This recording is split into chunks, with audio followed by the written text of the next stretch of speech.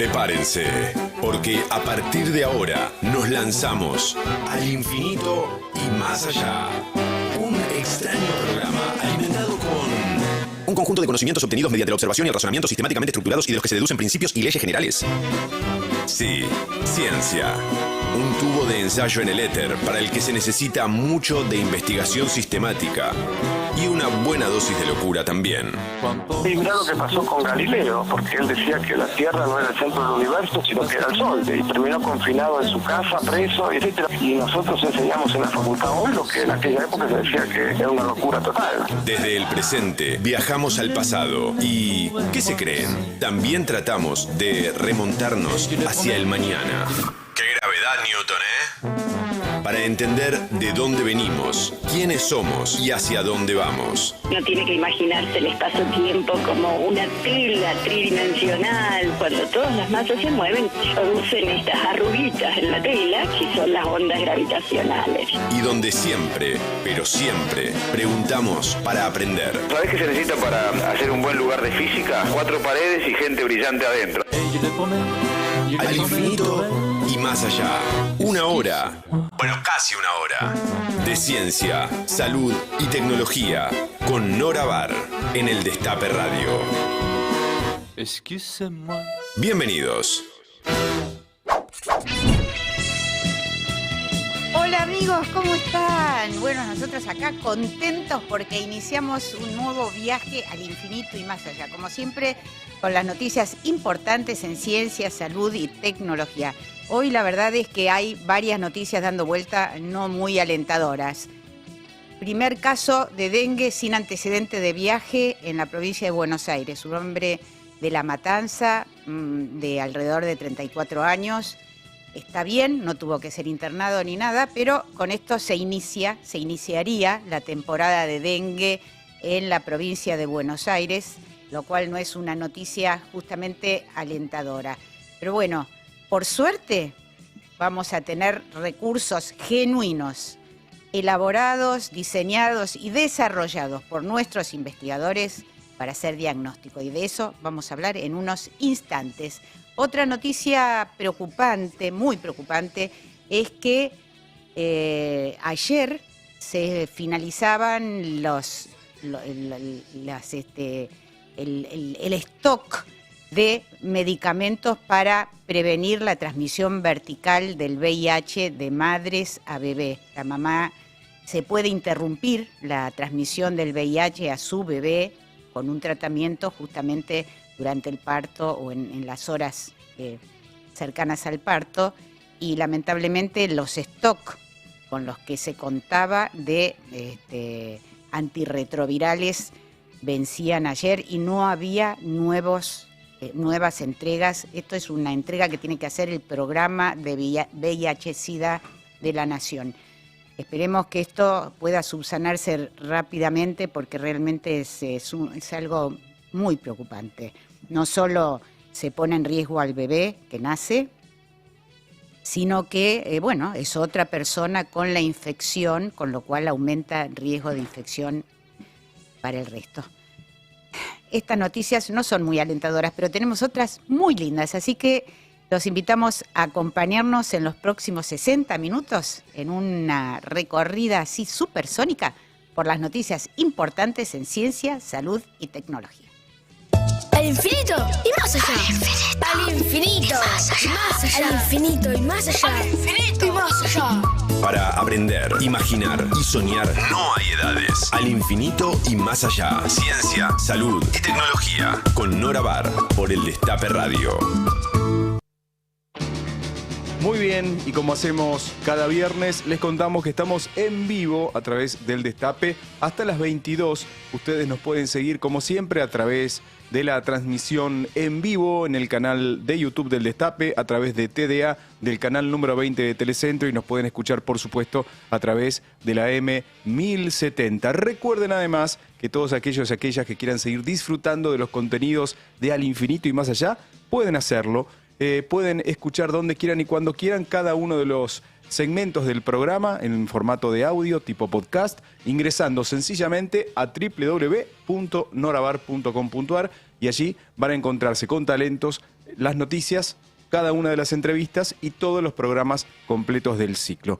www.norabar.com.ar. Y ahora sí, abrimos las vías de comunicación para que ustedes, por supuesto, nos empiecen a dejar sus mensajes acompañándonos durante toda esta hora de ciencia, salud y tecnología en Al Infinito y más allá. Recuerden que nos pueden dejar sus mensajes de audio al WhatsApp, que está activo, por supuesto, 11 25 80 93 60. 11 25 80 93 60. Si así lo desean, también nos pueden escribir vía Twitter a estas dos direcciones, @alinfinito1070 y @eldestape_radio. Siempre recuerden con el hashtag Al Infinito y más allá.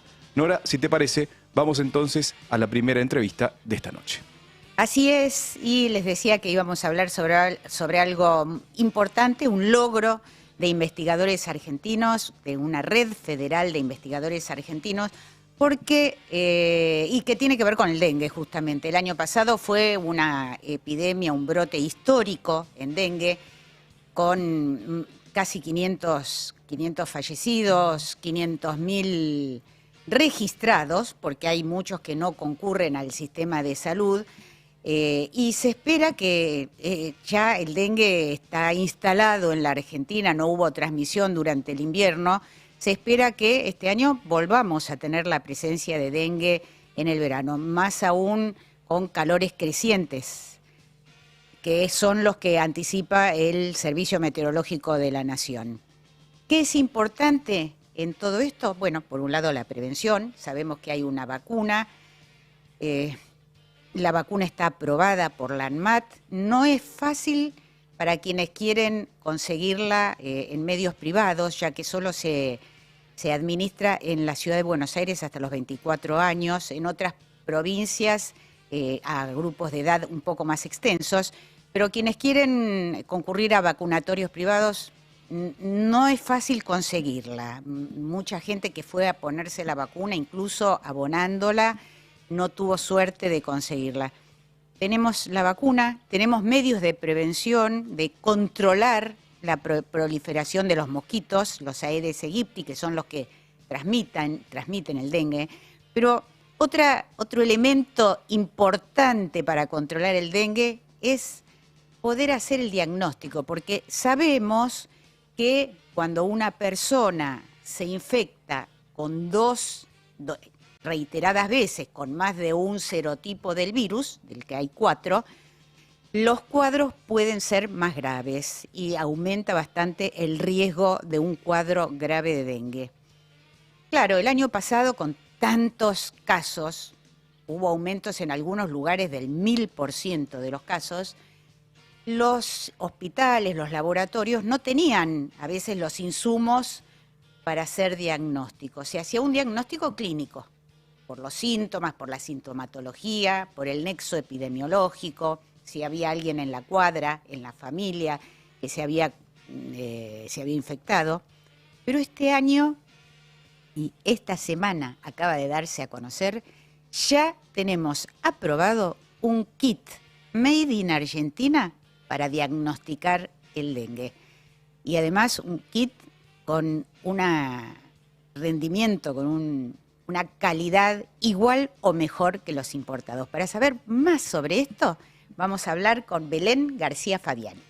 Bioquímica, doctorada en Biología Molecular por la Universidad Nacional de La Plata, realizó un postdoctorado en Neurooncología e Inmunología en la Universidad de Michigan. Actualmente es investigadora en el Laboratorio de Virología Molecular en la Fundación Instituto Leloir.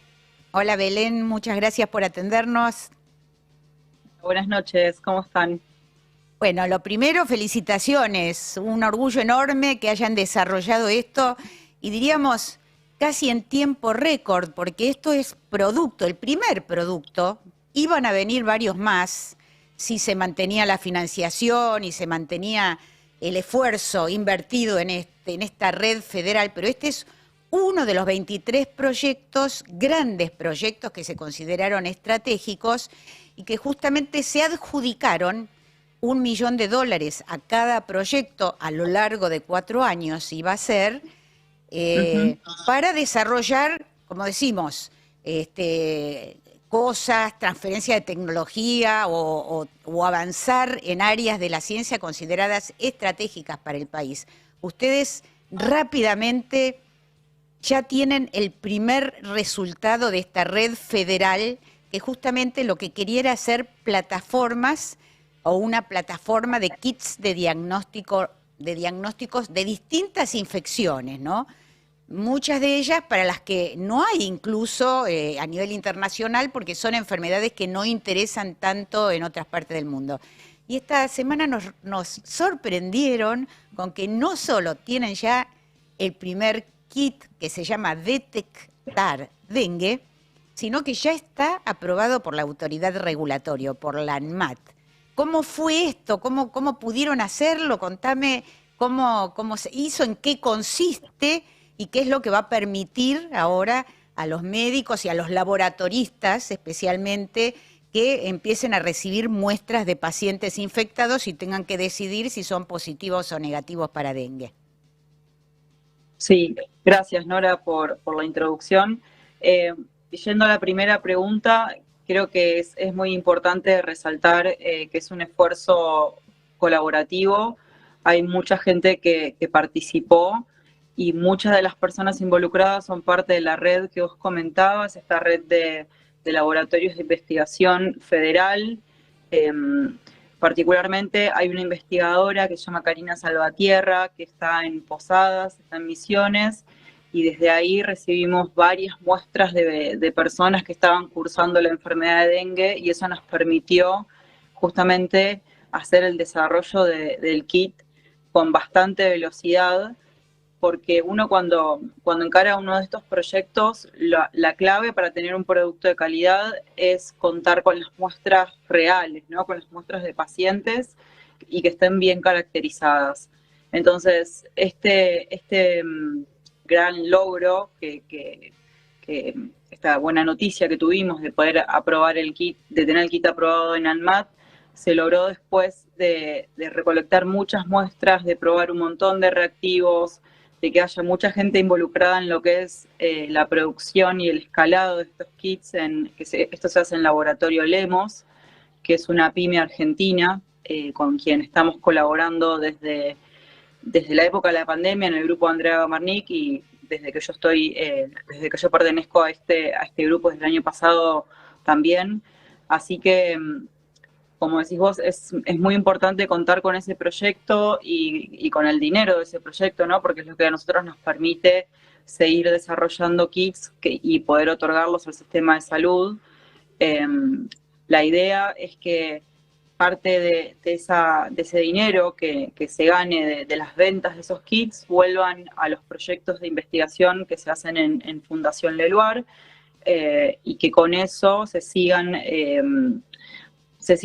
invirtiendo para más proyectos de desarrollo de kits, para lo que fuera necesario según las necesidades de la región, porque como vos decías, hay muchas enfermedades infecciosas que son más prevalentes en países menos desarrollados, y muchas veces eso significa que no haya kits de detección apropiados para este tipo de enfermedades. Entonces, nuestro foco es sí ser una plataforma que esté atenta a cuáles son las necesidades de la región y poder otorgar respuestas y herramientas de diagnóstico. ¿Y cómo funciona este kit o este análisis, que no es de los que uno va a la farmacia y, como el test de embarazo, es un kit para utilizar en laboratorios, pero otorga el resultado, arroja el resultado en 3 horas más o menos, ¿no es cierto? O sea que rápidamente, el mismo día, ya se sabe si esa persona tiene o no tiene dengue. Pero ¿cómo se hace? ¿Se hace con una muestra de sangre? Sí, se hace con una muestra de sangre, es una venopunción.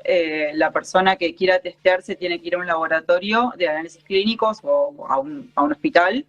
Tiene que tomarse una muestra con una jeringa, y esa muestra después es algo muy sencillo y prácticamente de rutina en cualquier laboratorio de análisis clínicos. Se separa el suero o el plasma de esa muestra, y es esa muestra la que se usa en nuestro test. Eso es un test de ELISA, y es un test que tiene que ser operado por profesionales de laboratorio, ¿sí? No es, como vos decías, un test rápido, pero sí es el test de preferencia, la prueba de preferencia en el momento de hacer un diagnóstico de dengue, ¿no? O el algoritmo diagnóstico en caso de que un paciente sea sospechoso de dengue, empieza con una prueba como la que nosotros desarrollamos, que es la detección de antígeno de dengue en suero o plasma del paciente. Cuando yo digo antígeno de dengue, estoy refiriéndome a una proteína que viene del virus, ¿sí? Claro. Cuando ese virus es una está proteína infectando... que cuando el virus infecta las células, libera esa proteína o secreta esa proteína que se llama NS1, según me explicaste. Y entonces eso es lo que detecta este análisis, ¿no?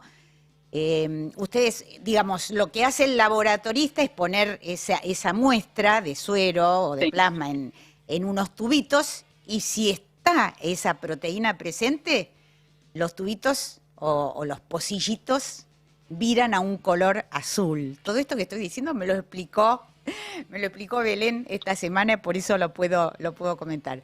Pero me parece que hay cosas importantísimas que decir acerca de este análisis. Primero, es producto de una tarea, como vos comentás, federal, en el que trabajaron un montón de laboratorios en conjunto, de laboratorios de investigación, médicos, en conjunto también con el laboratorio Lemos, para poder hacer el escalado y hacer el desarrollo. Pero además, Exacto. Bueno, vos trabajás en el laboratorio, en el grupo de virología molecular de Andrea Gamarnik, que es la que hizo, Sí, la que, ¿no es cierto?, desarrolló hace más de 20 años, viene desarrollando todo el conocimiento básico acerca de la biología del virus, que es lo que permite avanzar después en estas cosas, ¿no? Sí, por supuesto. Yo soy el último eslabón, si se quiere decir, en una cadena de conocimiento que se está gestando hace mucho tiempo en el laboratorio de Andrea, hace más de 20 años, y yo soy quien se dedica a lo que en general llamamos ciencia aplicada, ¿no?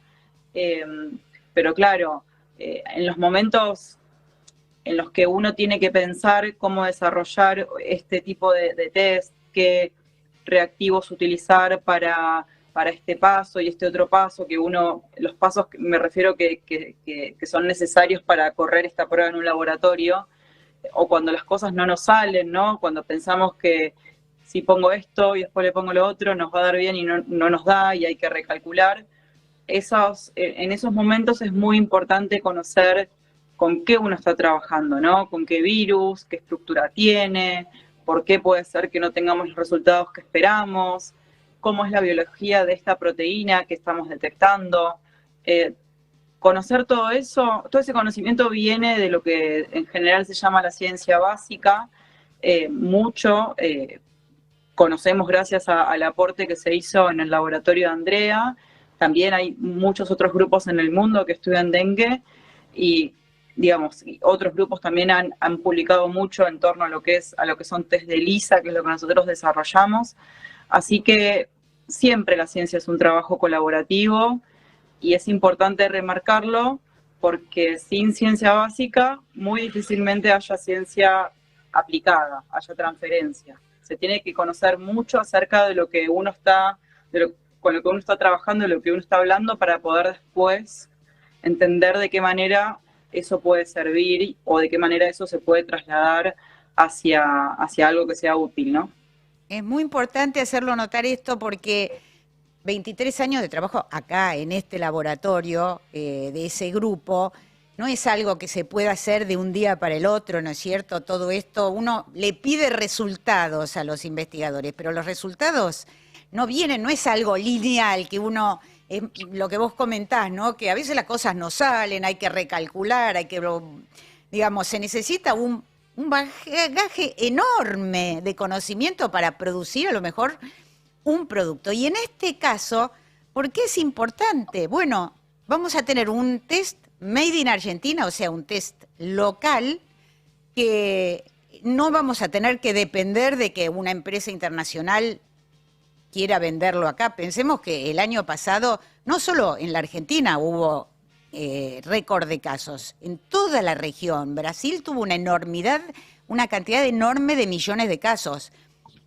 Tener un test propio, que podamos producirlo de acuerdo a nuestras necesidades, es importantísimo. Pero además ustedes tienen pensado, aunque todavía no hay un costo, digamos, un precio fijado, que sea también más accesible y más económico para los laboratorios locales, ¿no? Sí, sí, justamente, como va a ser un test, un kit producido en el país, el valor de venta va a ser inferior a lo que hoy se consiguen los tests que vienen de afuera, y nosotros también tenemos la idea de abrir varios canales de distribución, ¿sí? Y que también esté la posibilidad de la compra directa del kit en quien lo va a comercializar, que es Laboratorio Lemos. Nosotros queremos, nuestro foco de la red es hacer cosas, hacer kits de detección, herramientas de diagnóstico que sean buenas, que sean de buena calidad y que también sean accesibles. Una cosa sin la otra nos hace un poco de ruido. O sea, sin la calidad óptima, por supuesto, eso está por encima de todo, y que el valor sea lo más accesible posible, porque entendemos de lo que estamos hablando, ¿no? Somos todos argentinos y las infecciones y enfermedades que golpean en la región muchas veces no son de interés para compañías internacionales. Si bien este tipo de test existe en el mundo y hay compañías que lo fabrican, los costos a veces son muy elevados y en casos de brote como los que tuvimos en la última temporada, es mucho dinero realmente comprar tantos kits y importarlos, la logística también es engorrosa. Entonces, bueno, queremos aportar estas herramientas que esperemos que no se tengan que usar tanto, que sea buena, pero que no sea algo que se necesite, que no haya tantos infectados, a eso me refiero, pero que sí sea buena, que tenga buena aceptación, porque eso es otra cosa, ¿no? Nosotros sabemos que cada laboratorio tiene su test de preferencia, porque es el que ya vienen usando hace mucho tiempo. Nosotros también entendemos esas particularidades, así que también queremos ofrecerlo, que lo prueben, que nos digan. También eso de poder tener un feedback con las personas que lo usan, ¿no? ¿Qué les parece? Que vengan y nos digan qué se puede mejorar. Eso me parece que puede ser algo muy fructífero de estar acá, ¿no? En el país y tener esa ida y vuelta con los centros de salud que lo usan.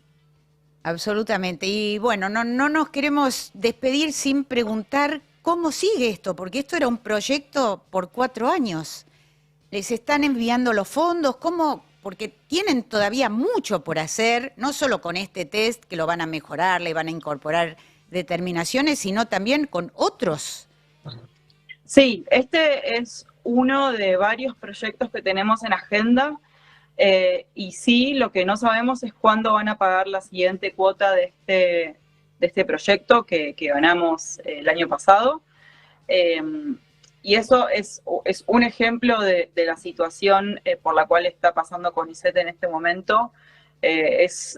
Duele un montón. De hecho, nos vinieron a hablar desde autoridades de CONICET ayer, y lo que nos decían, en resumen, era resistan porque tampoco ellos están pudiendo hacer demasiado para defender lo que ya se aprobó, ¿no? Porque ni siquiera es que estamos pidiendo nada nuevo, sino es un proyecto que se aprobó porque es importante, porque es dengue es algo relevante en la región, porque vamos a hacer kits de diagnóstico para mover lo que es la industria nacional, y sin embargo eso también está frenado, lo cual es un poco raro, ¿no? Porque es paradójico, porque se pide que el sistema científico produzca soluciones y cuando las hay no se cumple con los compromisos, ¿no? Sí, por eso yo te decía el otro día que para mí una manera de reaccionar frente a lo que está pasando es trabajando y demostrando, ¿no? Como, bueno, ¿se quiere una ciencia más aplicada? Bueno, ok, acá está esto, estamos haciendo esto. No nos corten las muñecas en este caso, no podríamos pipetear. Sí. Claro, no nos corten las alas, exacto, eso queda más lindo. Y eso, por eso, lo mío es un ejemplo y yo tengo hoy visibilidad para hablar de estas cosas porque estoy haciendo algo que, claro, que tiene impacto, porque el dengue fue algo tremendo en la última temporada, entonces hoy yo puedo hablar de eso y claro que es paradójico que siendo algo aplicado no tengamos, no nos hayan depositado la otra cuota de ese subsidio. Pero después hay otros investigadores que se dedican a algo que no es de transferencia inmediata, y bueno, y están también en la misma situación o peor porque tienen menos visibilidad. Entonces, es esto, pero somos todos también los que estamos en una situación de mucha incertidumbre. Así es. Bueno, desde acá trataremos de ayudar en lo que podamos a resistir, justamente. Hay que resistir y siempre decimos, tenemos que defender nuestro sistema científico entre todos. Hacen estas cosas y muchísimas otras más, pero bueno, hacen estas cosas que son valiosísimas, importantes para mejorarnos la vida a todos. Así que gracias a vos, en particular a todo el equipo de Andrea, siempre reaccionando con una velocidad impresionante. Recordemos que el equipo de Andrea Gamarnik también fueron los que hicieron el test COVIDAR a 45 minutos de la detección del primer caso de COVID, 45 días de la detección del primer caso de COVID en la Argentina, ya estaba ese test de anticuerpos para ver quiénes habían estado infectados y quiénes no. Así que todo eso que se va haciendo también ayuda a seguir adelante y a producir nuevas cosas, pero hay que dar tiempo y hay que dar recursos para que se puedan hacer las cosas. Belén, muchísimas gracias, te mando un gran abrazo y a todo el equipo. Gracias, Nora, gracias por tu trabajo, es súper importante. Estuvimos hablando con Belén García Fabiani. Ella y sus colegas del Instituto Leluar y también colegas del interior del país, de Misiones, de otros laboratorios médicos, desarrollaron un test argentino para diagnosticar el dengue. Extra, extra. Lo más destacado de la semana en ciencia, salud y tecnología. Sin fake news ni metaverso, ¿eh? Ahora, noticias al infinito y más allá. Atención con esta primera noticia, Nora. Las neuronas del reloj biológico se remodelan cada 24 horas. ¿Cómo es esto? Sí, nos deja con la boca abierta. Es un hallazgo local también y está obligando a reescribir los libros de biología. Se fue haciendo a lo largo de los últimos 15, 20 años y abrió la semana pasada el Congreso de la Sociedad Argentina de Neurociencias, que contó con asistencia récord, casi 800 inscriptos. El reloj central, reloj biológico central de nuestro cuerpo, se pone en hora a diario en respuesta a claves del ambiente, principalmente los ciclos de luz, de oscuridad, pero también las comidas, la actividad social, y su mal funcionamiento puede generar diversos problemas de salud, desde disminución de las defensas, o sea, del sistema inmunológico, insomnio, depresión, diabetes o menor rendimiento cognitivo. Hasta ahora se pensaba que la remodelación del cerebro solamente ocurría en las áreas vinculadas con la memoria y el aprendizaje. Este descubrimiento está demostrando que todavía resta mucho por saber del cerebro. Igual que los humanos, los animales se hacen menos sociables a medida que envejecen. Así es, según los investigadores responsables de este estudio, si bien la disminución de las interacciones se consideraba negativa para los humanos, siempre nos dice que tenemos que tener mucha interacción social a medida que avanzan los años, porque eso ayuda a mantenernos en forma. Pero parece que también este aislamiento puede tener beneficios para la salud, de algún modo. Es posible que los individuos más añosos se conecten menos socialmente porque no necesitan compartir información de la misma manera que los más jóvenes. Y también ese aislamiento los ayuda a prevenir infecciones, que es algo particularmente importante a medida que el sistema inmune se va debilitando. Parece mentira, Nora, pero hay una alerta de la Organización Panamericana de la Salud por casos de sarampión. Sí, es tremendo, porque es muy, muy, muy infeccioso. Hasta el 5 de octubre se registraron más de 14.000 casos sospechosos y 376 confirmados en 8 países del continente. Esto lo comunicó la OPS esta semana. Estados Unidos tuvo 267, Canadá 82 y la Argentina 11. La mayoría importados. La organización sanitaria recomienda vacunar y fortalecer la vigilancia. El sarampión es una enfermedad viral muy, muy contagiosa que afecta principalmente a los chicos y puede causar complicaciones graves, incluyendo diarrea intensa, infecciones de oído, ceguera, neumonía y encefalitis, o sea, inflamación del cerebro. Algunas de ellas pueden resultar fatales. América fue certificada como libre de rubiola en 2015 y libre de sarampión endémico en 2016. Y es importante, recomienda la Organización Panamericana de la Salud, poder mantener ese estatus.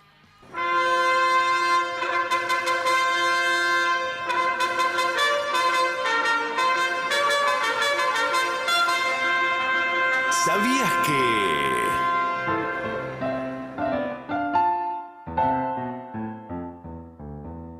¿Sabías que las raíces de la violencia humana podrían buscarse en el legado genético que nos dejaron nuestros ancestros evolutivos? En El lado oscuro del hombre, de Editorial Tusquets, Michael Giglieri explora cuáles son esas huellas basándose en estudios comparados de la conducta de los grandes simios. Giglieri propone un ambicioso análisis de los orígenes de la agresividad en nuestras sociedades y presenta un enfoque biológico del comportamiento humano, reorientando el viejo debate sobre cuál es el rol de instintos naturales, educación, genética y entorno cultural en nuestras conductas, cuáles predominan y por qué, una materia que todavía está en discusión. No te vayas, ya seguimos disparados al infinito y más allá.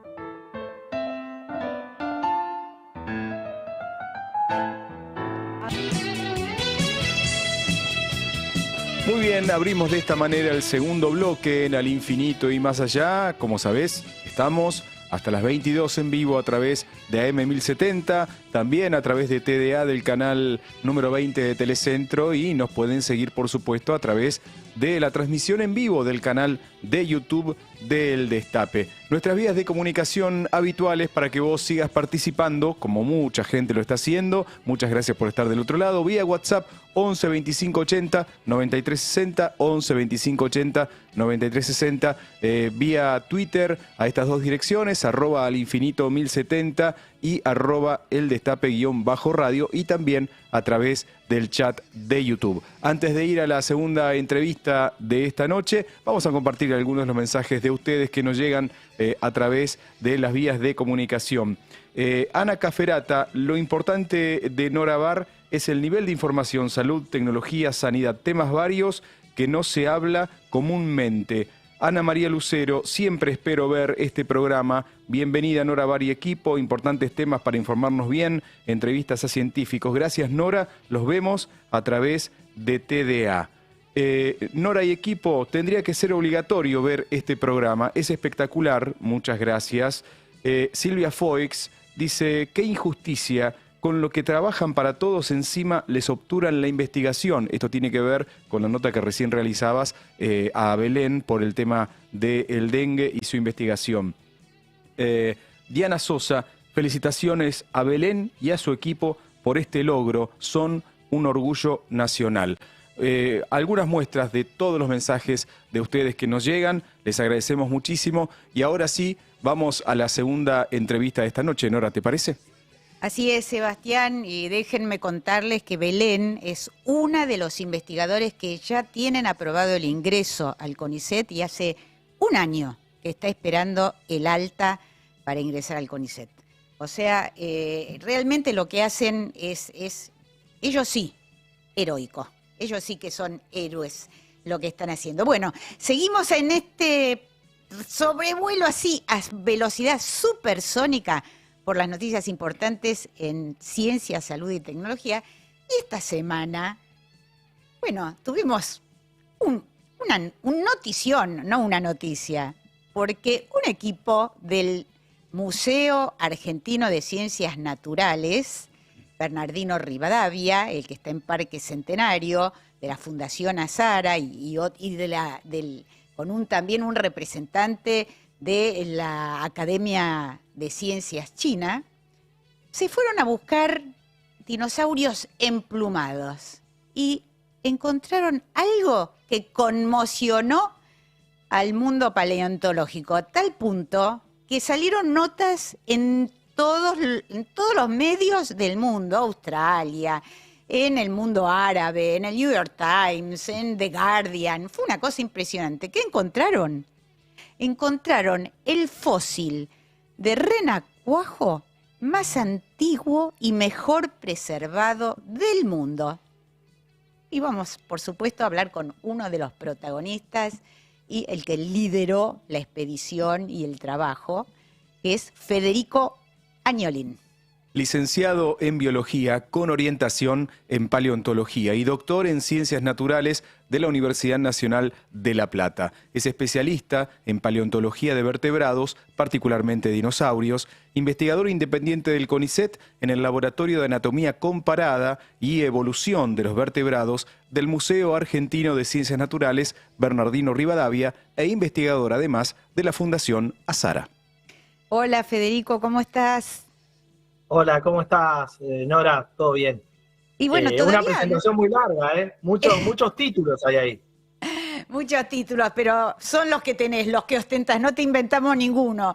Así que todavía estamos sorprendidos, sé que vos también lo estás, sobre la repercusión que tuvo este descubrimiento, cuyo análisis, el análisis de este fósil, se publicó nada menos que en la revista, bueno, una de las dos revistas más importantes de la ciencia, que es Nature. Y es algo, pero llamativo, cómo fue recogida la noticia por todos los medios del mundo. Estamos un poco asombrados, no porque no lo merezca el descubrimiento, sino que tuvo una repercusión impresionante, lo cual es una muestra de la excelencia de la paleontología argentina, ¿no? Sí, totalmente, como vos decís, Nora. Primero que sorprende que un renacuajo haya pegado tanto en todo el mundo. Uno está más acostumbrado, en mi caso al menos trabajo más en dinosaurios, entonces uno está acostumbrado, bueno, los dinosaurios tienen su impacto, ¿no? Pero un renacuajo es llamativo que tenga tanto impacto. Muchas veces nos pasa que nosotros creemos que hay temas que no llaman tanto la atención y sorprenden porque sí llaman la atención. Y en este caso, bueno, el renacuajo volvió loco al mundo entero. A mí igual lo que más risa me causa es el New York Times que puso que, bueno, que era un renacuajo y encima tenía el tamaño de un pancho. O sea, crónica un por otro. O sea. Sí, lo vi, que tenía el tamaño, porque mide más o menos 16 centímetros, ¿no? Exactamente. Bueno, tal vez esa sea justamente, y estamos viendo, quienes ven las imágenes, están viendo una reconstrucción en 3D del renacuajo a partir de los restos fósiles que ustedes encontraron. Tal vez lo que sorprenda es justamente lo inusual, porque estamos acostumbrados a estos gigantes, a los carnívoros, a los herbívoros, a los de cuello largo, a los de patitas cortas, en fin, pero no es tan habitual encontrarse con un renacuajo. Y además da la impresión, por lo menos para nosotros que somos legos, que debe ser muy difícil que se conserve un fósil de un renacuajo porque los tejidos son todos más blanditos, no es como los grandes huesos que uno ve cuando encuentran un dinosaurio, ¿no? Claro, vos pensás que un hueso de un dinosaurio, por ejemplo, nosotros describimos un dinosaurio que se llama Chucarosaurus y el fémur mide 2 metros largo. Entonces, no solo es fácil, solo el fémur, no solo se conserva más fácilmente, sino que es más fácil encontrarlo. En cambio, Un animal tan pequeño y tan blando como es un renacuajo, cualquiera que haya tenido en sus manos un renacuajo, es casi una gelatinita, no sé, que no tiene osificaciones, que es casi todo cartílago, bueno, es muy difícil de preservar. Y es por eso también que sabemos muy poco de estos organismos. Es decir, de los dinosaurios sabemos mucho más de lo que sabemos de los antiguos ancestros de las ranas, de los sapos, de los renacuajos, porque claro, todos tienen huesitos muy pequeños, muy frágiles, se desarman muy rápido, se descomponen muy rápido, entonces es muy difícil que lleguen al registro fósil. Justamente algo de lo que ustedes hacían notar es que es muy llamativo el grado de preservación, porque justamente es uno de los mejor preservados del mundo, ¿no? Es una preservación exquisita y eso posibilitó también que salga en esta revista que la investigación tenga tanta importancia, porque pudimos analizar por primera vez en un sapo primitivo, en un ancestro de los sapos, cómo en un renacuajo se desarrollaban, cómo estaban dispuestas las branquias, el estómago, los ojos, los nervios. Es decir, nos brinda muchísimos datos anatómicos y evolutivos sobre este linaje que van más allá de los huesos, que es lo que en general tenemos representado. Incluso se preservó el contorno del cuerpo. Y es por eso que ahí el amigo Santiago Miner, que es un técnico del laboratorio y un amigo, pudo hacer esa reconstrucción en 3 dimensiones tan linda que ves, porque se preservó el exterior y se preservaron también muchos de los órganos. Ahora, vos comentaste que muchos vimos renacuajos, pero los renacuajos de ahora son chiquititos, ¿no? Este es realmente de la época de los dinosaurios, muy gigante, 16 centímetros, es un montón. Y es un bicho grande, sí. Eso es muy curioso porque en general, como decís vos, cuando uno ve un renacuajo de un sapo, ve un animalito así chiquito y el sapo adulto bastante más grande. En este caso, el renacuajo tiene casi el mismo tamaño que los adultos. Y eso es una rareza, se llama gigantismo de renacuajos. Y pasan muy pocas especies vivas y nos encontramos con que en este ancestro, en este antiguo sapo, también ocurría. Y ahí se despierta una pregunta. ¿Es el gigantismo algo primitivo para estos animales? Es decir, ¿los primeros sapos tenían todas sus larvas gigantes? ¿O es algo único de esta especie que encontramos? Bueno, no lo sabemos porque lamentablemente, como charlábamos recién, es tan difícil que se preserven los renacuajos que en realidad hay este hallazgo despierta más preguntas que respuestas. Claro, ahora, el renacuajo, digamos, que ustedes encontraron, como vos decís, lo pudieron analizar, etcétera, pero uno también se pregunta, ¿cómo puede ser que un animal pequeñito de esa época que vivía en charcos, ¿no? Porque uno ve ahora la Patagonia, que es absolutamente árida, es una estepa muy, muy árida, pero en la época de los dinosaurios estaba lleno de vegetación, había charcos y por eso vivían estos renacuajos. Y sin embargo, se conservaron de forma bastante similar a los actuales, salvo por su tamaño, ¿no? Sí, bueno, creo que esa es la gran contribución y a mi parecer la gran pregunta que tenemos que responder por delante. Porque si uno se imagina, justamente los sapos vivientes, las ranas vivientes, se caracterizan por tener un ciclo de vida compuesto por 2 fases. Una larva, que son los renacuajos, que vive en el agua, que parece un pescadito, y un adulto, que es el sapo. Bueno, esta doble vida, este ciclo bifásico con 2 fases, pensamos que es avanzado de las especies actuales. Bueno, ahora vemos que no, que hace 160 y pico de millones de años ya vivían así. Y la anatomía del renacuajo es prácticamente idéntica a la de las ranas actuales, a la de los renacuajos actuales. Entonces, estamos ante un animal que durante 160 y pico de millones de años no cambió casi nada. Entonces, ¿por qué estos animales fueron tan exitosos y habitan todo el mundo? Hoy en día lo encontramos en todo el mundo, salvo en Antártida. ¿Por qué estos animales fueron tan exitosos y permanecieron iguales? ¿Qué los hace que no tengan que cambiar? Vos pensás que este bicho vivía con dinosaurios, con araucarias de cientos de metros de altura, reptiles voladores, y todo eso se extinguió. Y el renacuajo hoy en día lo seguimos encontrando en los charcos. ¡Qué bárbaro! Además, el meteorito no les hizo nada a los renacuajos. Extinguió una cantidad de miles de especies y, sin embargo, los renacuajos y las ranas siguieron adelante. Eso es extraño, ¿no? No solo eso, porque vos pensás que la del meteorito es una de las extinciones a las que sobrevivieron estos bichos. Vos tenés que estos animales sobrevivieron a la extinción que hizo desaparecer a los dinosaurios todavía primitivos, sobrevivieron. Después desaparecieron los dinosaurios más avanzados, tipo de tiranosaurio, sobrevivieron. Después desaparecieron los mamíferos que volvieron después, sobrevivieron. Desaparecieron los animales de la era del hielo, sobrevivieron. Y sobrevivieron casi sin cambios. Eso es lo curioso, no solo que hayan sobrevivido, sino que casi sin cambios. ¿Por qué estos animales no cambian demasiado? No lo sabemos. Y algo curioso, hoy en día, los vertebrados más amenazados por extinción, por el avance humano, ¿no? Son las ranas. Es decir, lo que los hizo exitosos siempre, que es tener este ciclo doble de ser un renacuajo en un momento y un adulto en el otro, hoy en día los está perjudicando por el avance nuestro, por el avance humano que está contaminando, etcétera, etcétera.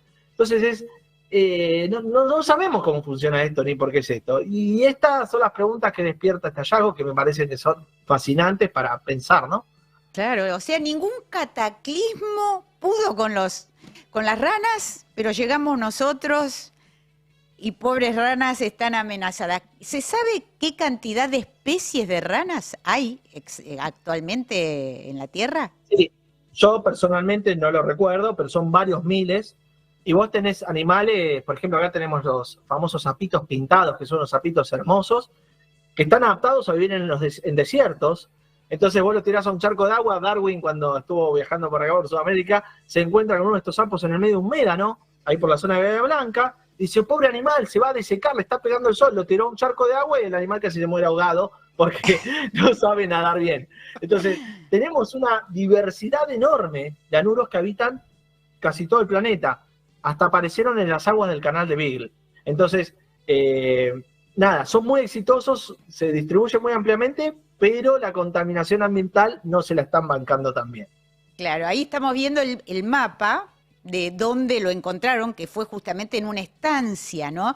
Y vos en la presentación de esta semana, de este hallazgo y de este trabajo que se publica en una revista tan importante, decías que querían agradecer no solo a los investigadores que firman el trabajo, que son por supuesto los que llevan, digamos, adelante todo el análisis académico, pero que en esto participó muchísima gente, incluso los dueños de la estancia, ¿no? Que ayudan y los reciben para que hagan sus investigaciones.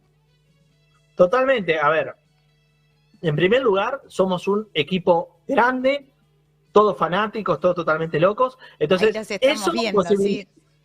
Eso ahí lo tenemos a todos. Eso posibilita que hagamos muchos hallazgos porque la gente es muy fanática y muy apasionada. Y no conoce límites. Eso en primer lugar. Entonces, capaz que estoy hablando yo, pero en realidad atrás mío hay 20, 30 personas fanáticas de la paleontología y de estos hallazgos. Y después, cuando llegamos a cualquier lugar, somos recibidos por la gente del lugar. Siempre nos pasó que nos reciban muy bien. La gente del lugar es la que cuida los yacimientos, la que cuida los fósiles. La semana pasada volvimos de una campaña en la provincia de Río Negro buscando dinosaurios, que nos fue muy bien. Y fuimos a los campos, una familia Reagada, que son unos fenómenos que nos ayudan con lo que pueden y además nos dicen dónde encuentran los fósiles. Ellos encuentran a veces los fósiles y nos dicen, miren, nos cruzamos con un dinosaurio por acá. Entonces, hasta los descubrimientos son llevados adelante por la gente del lugar.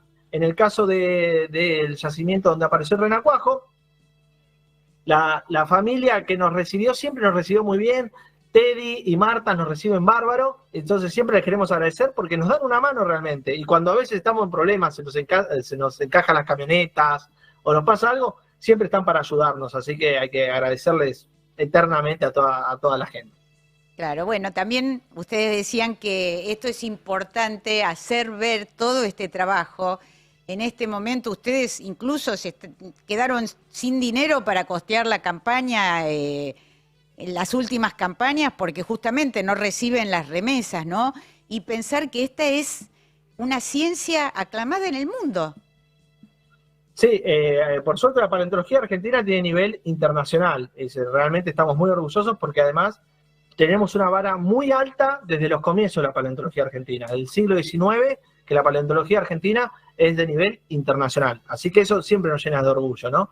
Y sí, lamentablemente estamos pasando, bueno, momentos como ya sabemos todos, desastrosos, que nos impiden llevar adelante nuestras tareas, o bueno, sí, realmente es eso. No quiero agregar mucho más porque ya hemos hablado muchísimo de este tema, para no repetir. Pero tiene que quedar en claro, ¿no? Que realmente estamos sufriendo muchísimo esta serie de recortes que son para nosotros desastrosos, muy dañinos, no solo para la ciencia, sino para la cultura nacional.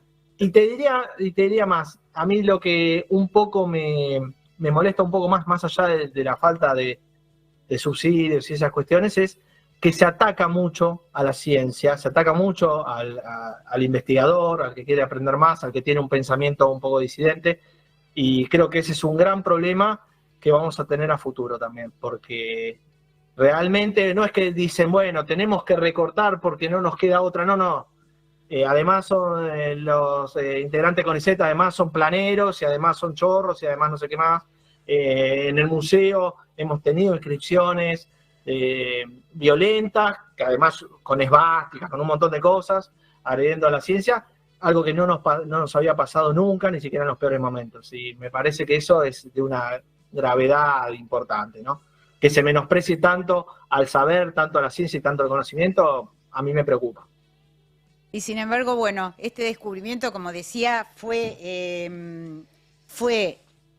difundido, nos reíamos en mensajes por WhatsApp, porque hasta llegaron a llamarlo la Mona Lisa de los renacuajos, sí. ¿No? La Mona Lisa de los renacuajos. A diferencia de la Mona Lisa, esta no parece estar sonriendo, pero sí, tampoco nos vayamos para tanto, ¿no? Bueno, Federico, muchísimas gracias por estos minutos. Nos encanta charlar con vos cuando tenemos la oportunidad.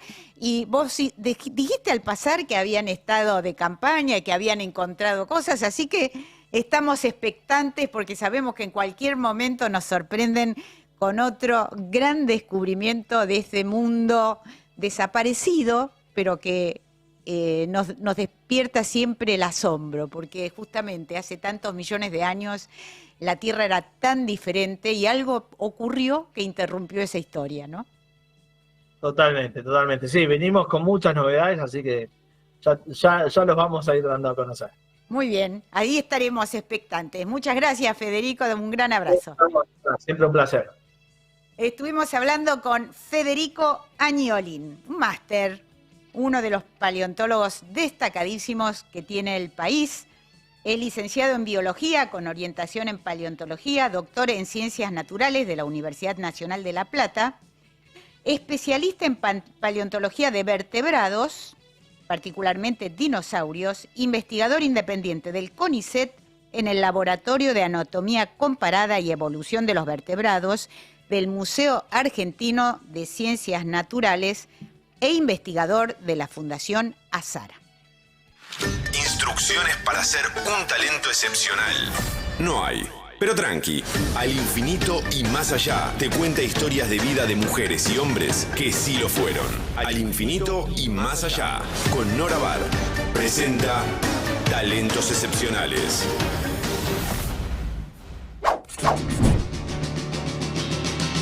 Y Nora, ¿a quién tenemos hoy en Talentos Excepcionales para sorprendernos y aprender como siempre con cada una de estas historias apasionantes? Hoy tenemos, Sebastián, a uno de esos extraños, de esos fuera de serie, a Paul Dirac, un extrañísimo personaje de la matemática y de la física del siglo XX, al que se lo reconoce como el introductor del concepto de antimateria, algo que se calcula recién va a ser popular en nuestra vida cotidiana dentro, digamos, para el 2100 más o menos. Tan avanzado estaba él en sus ideas. Paul Dirac nació en agosto de 1902 en la ciudad británica de Bristol. Su padre, tremendamente estricto, era un inmigrante suizo que se ganaba la vida como profesor de francés, y su mamá, nacida en una localidad ubicada al sur del Canal de la Mancha, pertenecía a una tradicional familia de marineros. La infancia y la adolescencia de Dirac no fueron precisamente felices. Como resultado de su educación muy estricta, muy monacal, nuestro personaje evitaba a toda costa hablar, ya fuese en forma individual o en público. Esa característica lo convirtió en objeto de burlas y bromas. Hablaba tan, pero tan poco, que sus compañeros de Cambridge adoptaron el nombre Dirac como la medida de locuacidad. Así como dice un metro, uno para aludir a una medida. Bueno, decían un Dirac como medida de cuánto hablaba una persona. Así como un pie, por ejemplo, es más o menos 33 centímetros. Bueno, un Dirac equivalía a una palabra por hora, porque este sujeto era absolutamente silencioso. En 1931, Paul Dirac publicó un artículo dedicado a la física cuántica y los campos electromagnéticos, donde predijo la existencia y las propiedades de una nueva partícula, una especie de antielectrón que hoy se conoce como positrón. En solo 8 años pasó de ser un completo desconocido a recibir el premio Nobel. En 1933 le otorgaron justamente este premio en física junto a Erwin Schrödinger. ¿Qué pasó entonces con este curioso personaje? Bueno, quería rechazarlo el premio, porque no deseaba llamar la atención de los medios de comunicación. Su colega, Ernest Rutherford, finalmente lo convenció de que lo recibiera, ya que, le dijo, si lo rechazás, va a llamar más la atención y te va a generar una publicidad abrumadora. En fin, buscando algún texto que fuese comprensible para todos nosotros, nos encontramos con uno del profesor español Juan Antonio Caballero Carretero, que en su biografía Dirac, la antimateria, de Ediciones RBA, publicado en 2013, escribe lo siguiente. Seguramente habrán oído hablar de universos y antiuniversos, de partículas y antipartículas que se aniquilan produciendo una enorme cantidad de energía. Habrán leído sobre la producción de antiátomos. Habrán visto en la televisión o en el cine naves interestelares como el Enterprise de la serie Star Trek, desplazándose a la velocidad de la luz gracias a sus propulsores de antimateria. Ustedes serán también conscientes, por su propia experiencia, de la existencia de ciertas técnicas médicas como el PET, la tomografía por emisión de positrones, esa partícula tan extraña que cuando él la describió y la propuso, nadie pensaba que se iba a poder utilizar, sin embargo tiene una aplicación. Bien, dice este escritor de Caballero Carretero, cuando piensen en todo esto, sea realidad o ficción, acuérdense de un silencioso físico inglés llamado Paul Dirac. Él fue quien dio comienzo a todo esto. ¿Qué podemos agregar nosotros, podemos decir, Sebastián? Nora? Y bueno, simplemente que Paul Dirac, que falleció en Estados Unidos en 1984, a los 82 años, fue un verdadero talento excepcional. Estás escuchando Al Infinito y Más Allá.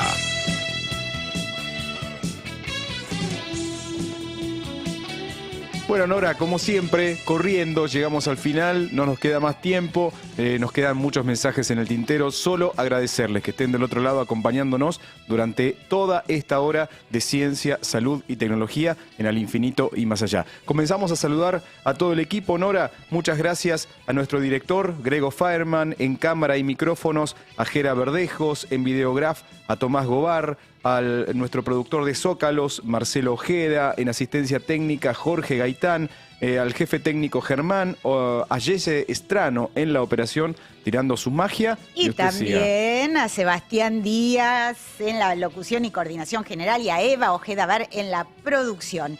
Y por supuesto, como siempre decimos, muchísimas gracias a todos ustedes que son el alma y el corazón de este programa, que va a velocidad supersónica, haciendo un repaso así muy a vuelo de pájaro por las novedades importantes en ciencia, salud y tecnología. Que tengan un hermoso fin de semana y los esperamos el viernes que viene a las 9 en punto para irnos de nuevo al infinito y más allá. Esto fue Al infinito y más allá. Ciencia, salud y tecnología. Con Nora Bar.